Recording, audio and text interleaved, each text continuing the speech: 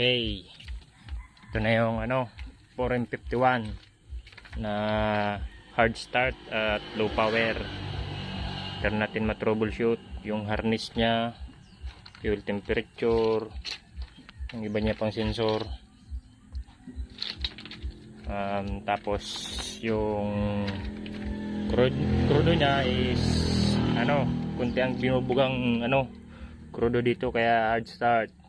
Kaya ginawa natin, palit tayo ng computer box at saka yung spill valve module. So ngayon ito na, susubukan nating paanda rin.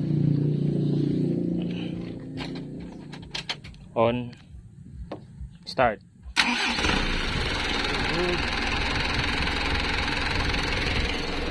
Try natin i-rev.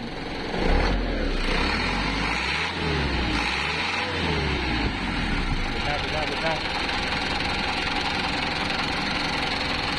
Kasi walang galit yung makina. Ngayon okay na. Patay ulit. Subukan natin ulit paanda. On, start. Okay, good.